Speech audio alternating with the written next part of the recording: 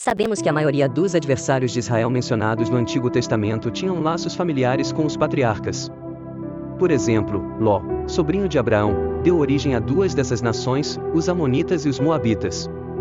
Entre os inimigos mais ferozes de Israel estavam os Edomitas, descendentes de Esaú, que nutriam um ódio profundo e implacável contra os israelitas.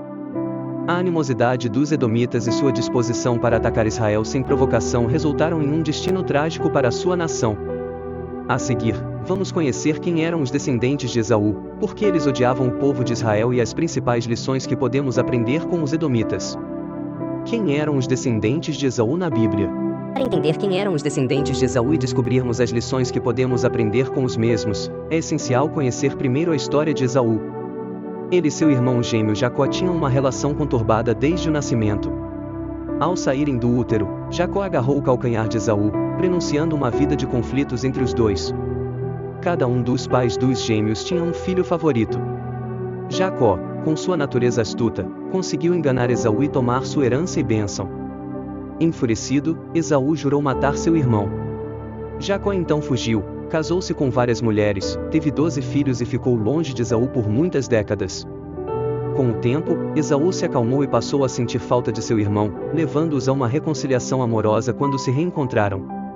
Contudo, os descendentes de Esaú, conhecidos como Edomitas, mantiveram uma inimizade com os israelitas. Este povo habitava a região da moderna Palestina e adorava deidades como Cus ou Quais, além de deuses populares como Baal e Axera, influenciados pelos babilônios. Os Edomitas se afastaram de Yahvé, embora pudessem ter vivido em paz se tivessem escolhido segui-lo.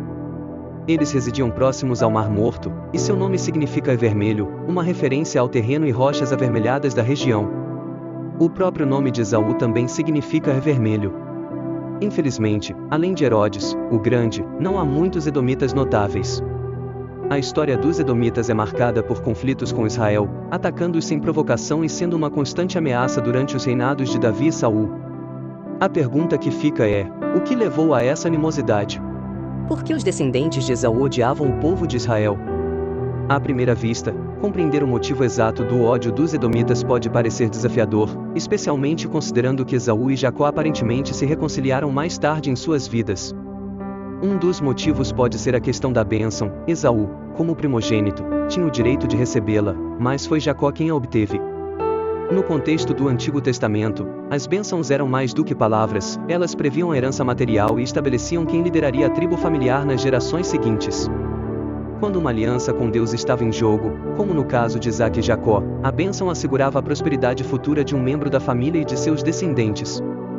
Os edomitas podem ter se sentido excluídos quando Deus escolheu Jacó para ser Israel, o herdeiro da bênção da aliança e antepassado de uma grande nação. Embora não haja uma razão exata documentada, o que sabemos é que os edomitas atacaram Israel repetidamente ao longo da história. Apesar de não terem recebido a bênção diretamente, os edomitas poderiam ter experimentado o favor de Deus se tivessem se aliado à nação irmã. Ao contrário, eles rejeitaram essa possibilidade. Talvez por isso a Bíblia mencione que Deus odiou Esaú. O que aconteceu com os descendentes de Esaú? No período do Novo Testamento, os edomitas ainda não haviam desaparecido completamente. Mesmo após a agressividade dos reis Saul e Davi, que os maltrataram severamente, eles conseguiram sobreviver. Mas o que acontece depois? Durante algum tempo, os edomitas permanecem à espreita. Quando os israelitas são deportados para o cativeiro, aproveitam a oportunidade para saquear o templo. Este comportamento é descrito no livro de Obadias, que destaca como eles se aproveitaram da fraqueza de Israel, provocando-os e garantindo assim o julgamento de Deus. Nos anos de silêncio, período em que Deus não ditou nenhuma escritura para o cânon, João Hircano, um líder judeu durante a revolta dos Macabeus, forçou os edomitas a se converterem ao judaísmo. Esta conversão deu origem a uma linhagem que incluía Herodes, o Grande. Herodes é conhecido por seu papel na construção do Segundo Templo e por tentar matar Jesus Cristo ainda criança. Seu esforço para construir o templo visava conquistar o povo judeu, mas ele acabou morrendo de uma maneira horrível, com larvas infestando seu corpo. A Bíblia não detalha o destino dos edomitas após Herodes. Seus descendentes governaram partes da Judéia até a destruição de Jerusalém em 70 d.C., quando os judeus foram dispersos. Herodes Agripa, um de seus netos, também teve uma morte terrível, sendo comido por vermes. No final, os governantes edomitas são lembrados principalmente por seus fracassos: tentar matar Jesus, assassinar João Batista e ser morto por anjos. Séculos depois, os edomitas aprenderam que ir contra o povo abençoado por Deus nunca traz bons resultados. 4 lições valiosas dos descendentes de Esaú. É natural sentir empatia pelos descendentes de Esaú. Afinal, muitos se revoltariam se seu irmão lhes roubasse a herança e a bênção. No entanto, é importante lembrar que Esaú e Jacó reconciliaram suas diferenças. Os descendentes de Esaú poderiam ter aprendido com essa reconciliação, aproveitando o exemplo dado por seus antepassados. A seguir, 4 lições de vida que podemos aprender com a história dos descendentes de Esaú. 1. Feridas familiares podem deixar marcas profundas e duradouras. Mesmo que os membros da família se reconciliem, isso não garante que o núcleo familiar inteiro se cure por completo. Não se sabe ao certo se Esaú compartilhou com seus descendentes o ocorrido, talvez com raiva antes de perdoar Jacó. Essa raiva pode ter sido internalizada pelos seus descendentes. Nunca saberemos ao certo, mas é evidente que o perdão de Esaú não foi transmitido adiante. Da mesma maneira, é crucial observar nossas próprias famílias e identificar onde as feridas têm se espalhado descontroladamente. Enfrentar e resolver esses problemas agora pode evitar sofrimento para as futuras gerações. 2. A injustiça tem consequências terríveis. Os edomitas têm um histórico de ataques contra Israel sem que este último pudesse se defender. Por exemplo, durante a travessia dos israelitas pelo deserto, quando precisavam garantir segurança ao atravessar o território edomita, estes, alimentando ressentimentos, recusaram e fizeram com que os israelitas lamentassem terem solicitado permissão em primeiro lugar. Além disso, atacaram o templo enquanto os israelitas estavam sendo levados para uma terra estrangeira, um insulto à injúria. Deus observa isso e se inflama de ira. Da mesma forma, não devemos empurrar mais profundo do poço alguém quando está caído, especialmente outro crente. Em vez disso, devemos oferecer ajuda quando eles não puderem retribuir. 3. A justiça de Deus não falha.